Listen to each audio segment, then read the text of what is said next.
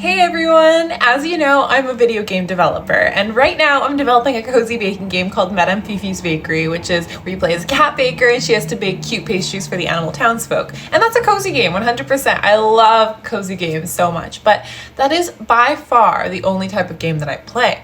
So I thought it'd be really fun today to do a little Switch collection tour as well as my Steam library and go through all of the games that I play. Maybe you guys can tell me if you play any similar games and we can share game recommendations, as this channel is all about gaming, especially cozy gaming, but gaming in general. But first, if you're new to the channel, hello there, my name is Helena and I'm the studio director of this indie studio CozyCat Games, which is actually an all-female indie studio developing the cozy baking game Madame Fifi's Bakery. And if you would like to play a free demo today, it's available on Steam and itch.io. And when you go on Steam, if you could leave us a wish list, that would be awesome, so you'll be notified when we release the game. Without further ado, let's get on with my collection of games. Let's start with Nintendo Switch and then we'll go on to Steam later. Okay, so what I'll do is I'll go in order from oldest played to most recently played, so you guys can kind of get a sense of what I'm playing like on the day to day. Okay, so there's Pokemon Shield, which I'm a huge Pokemon nerd. I've said it before, my first ever game was Pokemon Soul Silver on the DSi. Yes, I'm not that old. I don't really like the Switch releases. I mean, I still buy them and I still play them, but I don't love them because as everyone has said, the lack of being able to explore and go out of what the set route of the game is, it feels very childlike. It doesn't feel like I have a lot of autonomy as a player and as a gamer. So that's something that I really value, I really value being able to go about and do my own things. And that's what I'm trying to kind of get to incorporate in Madame Fifi's Bakery. We're still figuring out how to do that because that does take a lot of experience in programming knowledge and game design and stuff to figure out how do you actually create like a branching dialogue system and all that. It's crazy to me how we had more of a feeling of we didn't feel as babied when we played the games on the DSi, but now that we have a higher system software, we feel more babied. It's really interesting. It should be studied. And now we have like probably my favorite game of all time, and I don't care if I'm basic, but Legend of Zelda Breath of the Wild. That is like the first game that I got on the Switch, but I constantly go back to it. It's just such a beautiful story. The graphics are insane. Like, I know that sometimes there's some issues, but like I love it, and I love the open world thing, as you can see, and I really like the way that they do the narrative. It's not super overwhelming and you can skip parts of it. I really prefer the pace of this one when I'll talk about the sequel in a moment, which in my opinion has way too much narrative, like too much. Then I have Cooking Simulator, and this game I don't particularly enjoy. It's just because I wanted to kind of see cooking mechanics and cooking, kind of how other games do cooking as we're developing a baking game. So I didn't play many hours of this, but yeah. And then we have Little Misfortune, and this game has mixed reviews. If you don't know, it's a game where you play as this little girl, Little Misfortune, and she has to basically be guided through this freaky world, and she has this voice telling her things and everything goes wrong. And it's really dark, but she's really cute and happy. So it's like that cool juxtaposition of like cute and horror. And I love it. I love the game developer behind it. She is so cool. Monday Studios. Oh my God, I love her. But yeah. This whole game is really cool. It's short. It has the indie spark that I'm always referring to. Okay, now we have my favorite game of all time, Deltarune by Toby Fox, my beloved. I love him so much. So great. Best game developer in my opinion. Best game everything. I mean, Undertale obviously speaks for itself. Incredible indie game about the morality of killing enemies, if that's really okay, like as monsters and stuff. And then Deltarune is the sequels to that, and basically he kind of goes over the story kind of alternately of Undertale on the surface. So when we're playing in the Undertale world, we're below the surface and you fell in the underground, but in Deltarune you're over the surface and it's the monsters kind of going to school and stuff, and then they get sucked into the underground. There's so much lore. How do you even explain what Deltarune is? Like, you just have to play for yourself. But it's one of the best games of all time, guys. Like, seriously, and it's free. It's literally free. So it's so weird to me. But if you're looking for the indie spark, this one 10 times, Next we have A Short Hike, and I love A Short Hike. A Short Hike is super cute, super fun, made by a solo dev, really short, but so absolutely like has that kind of feeling of smallness, closeness. You really get to know the world. Basically It's just a really short game where you play getting to the top of a mountain. It has this cool 2D/3D art style where everything looks pixelated, but it's actually 3D. And it's just like super fun. I love the characters' dialogue, the little things that you can do, the quests that you can do. It can be as long as you want the game to be. And it actually feels really good to play the game, like to actually navigate through the world. It feels very fun because you can fly as a bird, and the way that the world turns around, it's very enjoyable, like actually enjoyable. Now I have Super Mario Bros. And this is exclusively for playing with my siblings, who are the cruelest people in the world because my sister will constantly run super fast and go off the screen and leave me and my brother to die. So like I have traumatic memories with this. And the same with Mario Kart. Both of these are exclusively for being bullied by my siblings. Okay, now we have Pokemon Scarlet, and I hate to say it, I just didn't finish it. I got like maybe 2 or 3 hours in, and I'm like, it's the same thing all over again. This is what I've experienced with the previous Nintendo Switch Pokemon games. Like, guys, I have bought this like gold card, a gold nugget card, I don't know what it's called, to get unlimited games on my Nintendo DSi because I have missed the feeling of Pokemon games. When I'm playing these Nintendo Switch Pokemon games, I'm like, why am I even a Pokemon fan? And then I replay the Nintendo DS games and I'm like, oh, that's why. Because these suck compared to the other ones. Like, these suck. Like, suck. Oh, I don't know what they even did there at Nintendo. I'm so sorry. Okay, now we have Palia. Palia is, like, good, but I just don't love MMOs. So I haven't played very much of it. And then we have Sky Children of the Light. I got reached out by the brand to do some sort of collab with them, but I hadn't actually played it, so I played it to try to get the vibe of it. But to be honest, it wasn't really my cup of tea, so I didn't continue with that collab, but maybe I'll get back to it. Now we have Zelda Tears of the Kingdom, and this game, guys, I can't play it. Like, I really want to play it because the Breath of the Wild is one of my favorite games of all time, but I just cannot. It feels like a chore to sit down and play with this game because I don't like the mechanics, to be honest. I don't like going up to the ceiling and doing that thing where you go through things. Like, it's not fun. The characters talk way too much, like way too much. I'm just like, get to the point already. And I don't know, there's just something about it that is like, it feels like, I think sequels are usually like this, but it feels like a worse version of the original. Like, the original just had everything it needed in like a cute packaged way, and I felt like the world was explorable, but this one feels like the world is too vast in a way and kind of repetitive that I just don't enjoy it. It feels like a chore to play it. I can't describe it. I haven't played very much of this game. Oh my gosh, and then we have Spiritfarer, which it's taking me forever to get through it. I'm not even halfway through Spiritfarer, but it's this game where you play as this kind of arbiter of the dead. Like, he picks up dead souls of animals, and they're like humans, but they were humans, but now they're animals or something. I don't really understand it. But for me, I don't really love listening to them talk all the time. I just really like the actual actions of like building things and stuff like that, and like the management aspect of it. So mostly that's what I'll do. And that's probably why I haven't gone very far, because I have to Google how to do everything because I never listened and remember what the characters said. But it's really fun, and I have cried a few times. Then we have Hollow Knight, and Hollow Knight, I know it's everyone's favorite game, but personally not my cup of tea. I just really don't like bugs that much, and I just find it kind of creepy.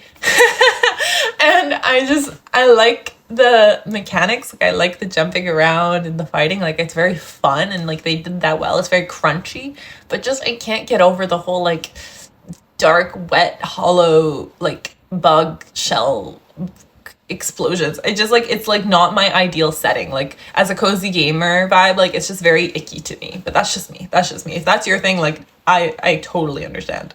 Okay, now we have Legend of Arceus, Pokemon Legends of Arceus. So this one is the open world Pokemon game, and to be honest, like I just didn't like it very much. Like, I liked the idea of an open world Pokemon game, but it just did not deliver on the aspects that I was expecting it to deliver. There wasn't this element about the game that made me excited to play it. It felt very predictable, and it wasn't that fun. The game mechanics were not that fun. I hate how easy it is to get everything in these games now. It's like you don't have to work for them as hard anymore, and it makes everything lose its value, which is obviously everything. It's like tying into how I'm gonna figure this out with Madame Fifi's Bakery, but like with our game, when you traverse through the narrative and the storyline, it's not easy to become friends with the customers. You get to choose who you want to be friends with, and it's based on how well you bake the pastries. So I really want to incorporate this level of rarity and of value by creating something that is difficult to attain. And I feel like Pokemon in the recent games just completely threw that out the window. Like, you can get super great Pokemon super early in the game and it's not that difficult. I think that's mainly what I'm trying to say when I'm saying they're babying us. It's just way too easy to do everything. And now, I don't know if you guys ever go on the sales section of the Nintendo eShop, but I do. And I found Pet Clinic Cats and Dogs. I really enjoy this game, actually. It's a really fun mindless game where you play it as a vet and you have to take care of tons of little pets, and I really like vets. So I like this game. It's very like not highly advanced or anything, but it's just like a fun like mindless game, you know what I mean? And it was like $2. Oh my gosh, guys. This game, I don't think I've ever actually played it, the full version, but because it's too scary, but I love it still. Like, and I played the Plus version, so Doki Doki Literature Club Plus, which is only on the Nintendo Switch, if I remember correctly, by Down Salvato, another solo dev. And basically this game is cute visual novel gone bad, and oh my god, the lore of this game, love it. One of my favorite internet creepypasta game kind of stories. But the actual full game, I watched PewDiePie and Markiplier play it and stuff. I've never actually played it myself just because I don't like jump scares, but I know the Plus version, which is basically telling you everything that happened before the main story. A bunch of little chapters you can unlock, and like stories about the computer. The Plus version, basically you're on the computer of the people. I don't want to spoil it, but like it's like meta. Like literally it's called the metaverse. It's like meta. It's like not like actually in game. It's really weird and cool. I really recommend looking at that. But I play the backstories, the cute ones, because I like the characters. And then we have Animal Crossing New Horizons. And guys, I'm such a fake cozy gamer. I never played it back in COVID. I never did. I just recently kind of traded in my old Pokemon games to get the Animal Crossing game, because there's this deal where you can trade them in and stuff.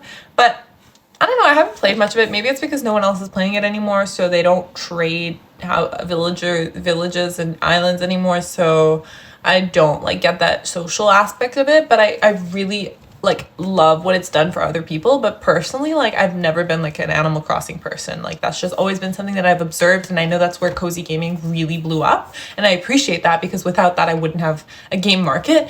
But for me personally, I've not been a huge Animal Crossing personally, and like that's what I'm just being totally transparent and honest right now by saying that.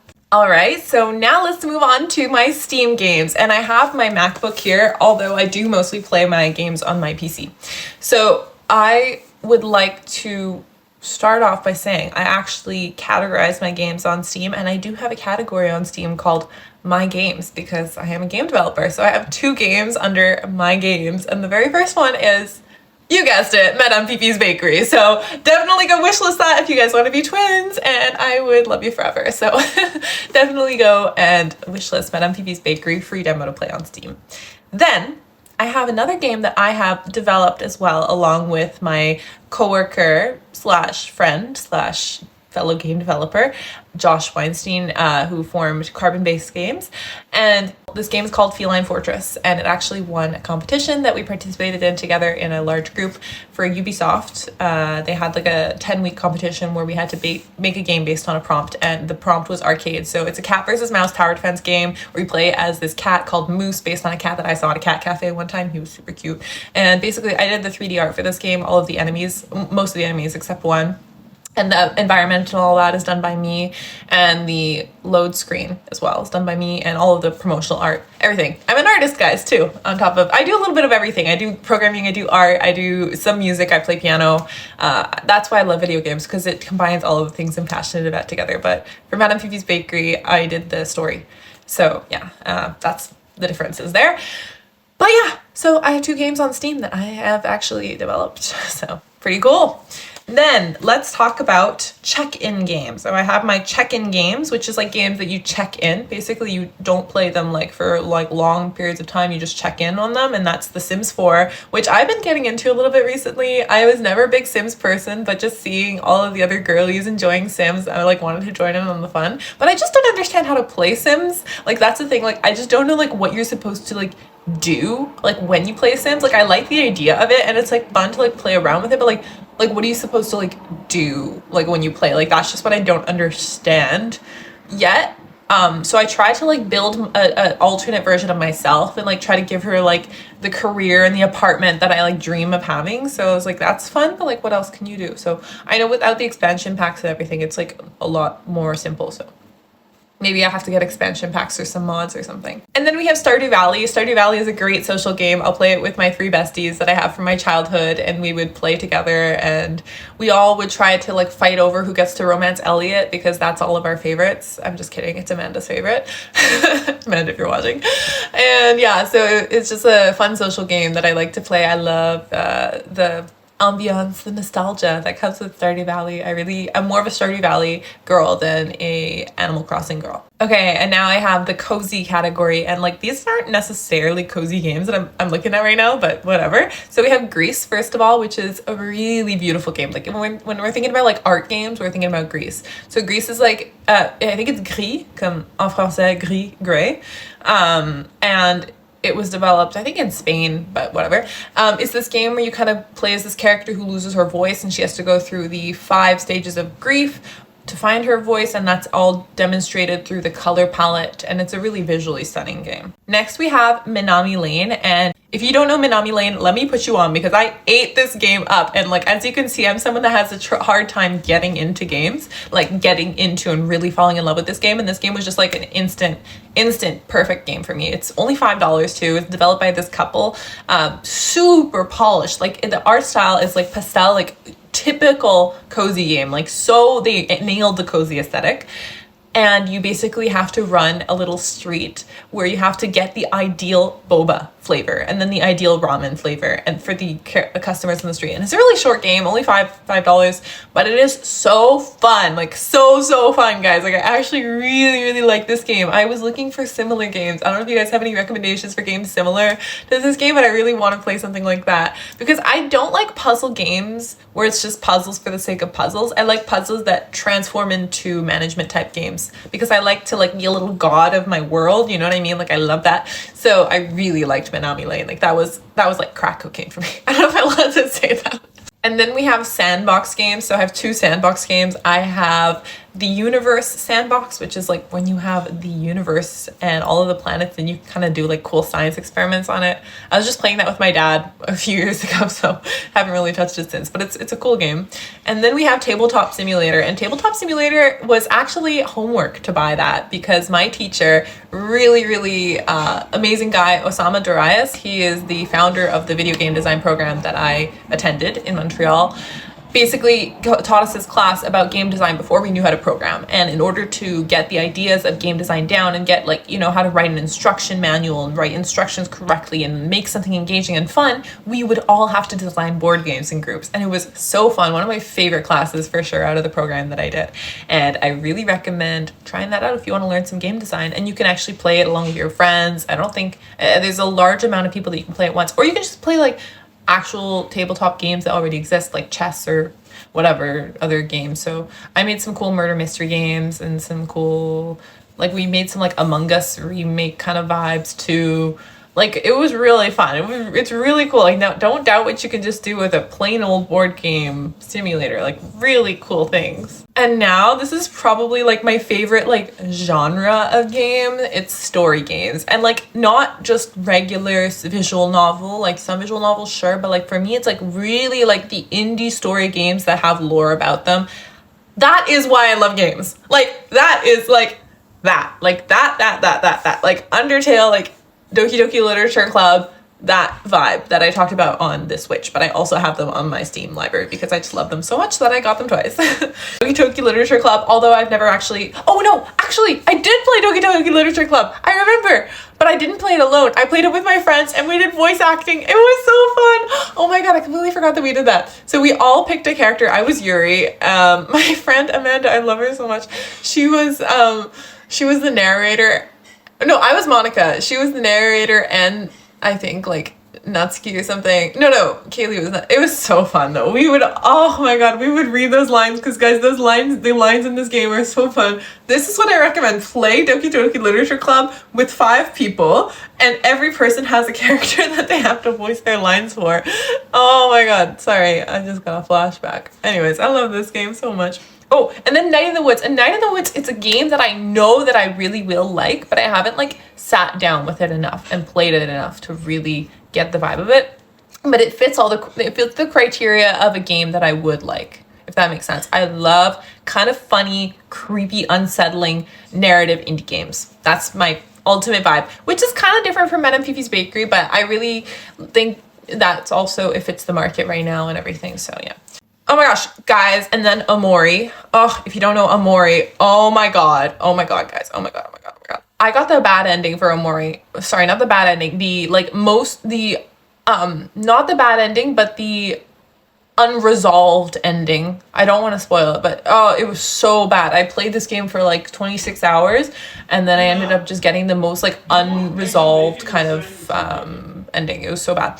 So Omori is a great game. It's about like solitude. So in Japan, there's this concept of the hikikomori, which is a person that doesn't leave to their house and socialize with people. And it's a very common thing. I think 1% of Japanese youth are hikikomori, or the statistic might even be higher. So it's a really real thing. And this guy kind of experienced something bad in his childhood that you don't know what it is.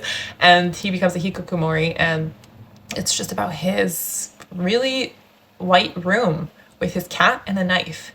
Oh, this game, guys. If I could erase my brain and replay the game and then get the good ending, I would trade anything. Because I've watched videos of the good ending, but I didn't experience it. Like, I didn't experience it. Oh, sorry. I'm feeling so many things right now. And then OneShot. OneShot, very, very good game where you only have like one shot to play it. I think that's the catch. And you have basically he plays this cat and then he has to deliver the sun.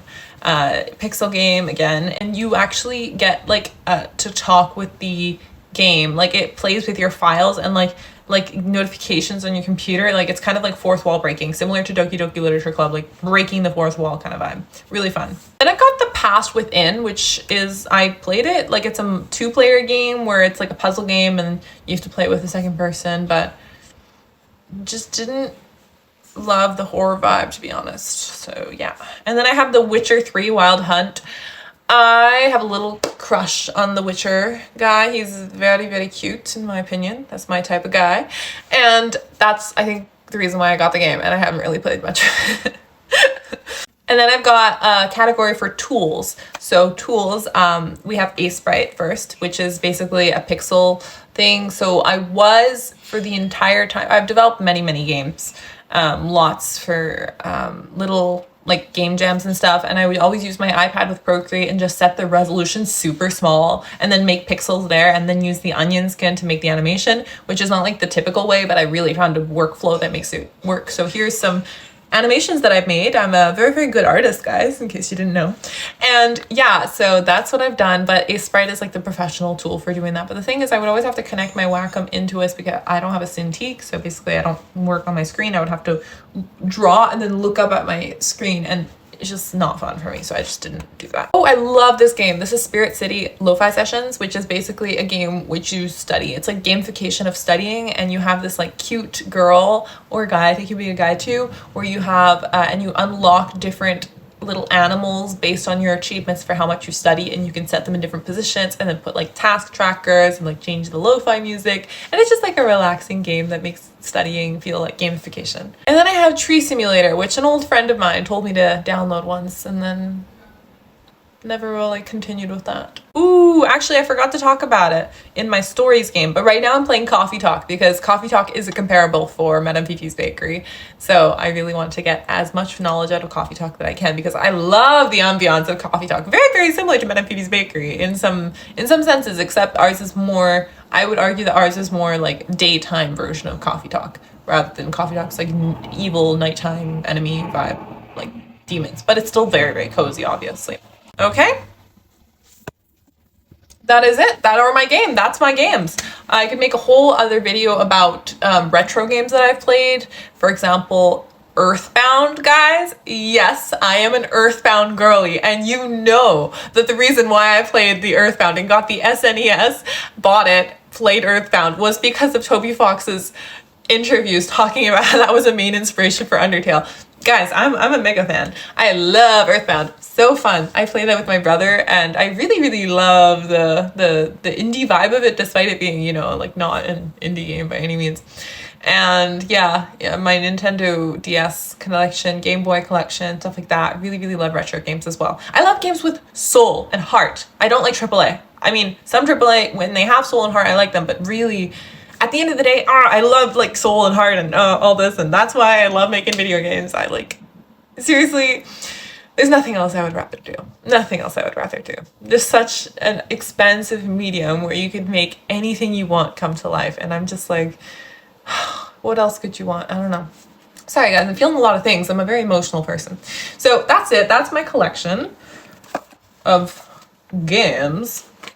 And I hope that you let me know in the comment if basically the types of games that I enjoy, if you have other recommendations for games that I would like, because I'm always looking for new games. Because for me, playing games is research, technically, and I'm going to count it as a business expense because it is me doing my job to play games and get inspiration, as well as all the other members of CozyCat Games. So let me know what kind of game suggestions you have for me or your favorite games, and I'd love to chat games with you guys on this game development channel. So I'll see you guys in the next one. Have a good day. Bye.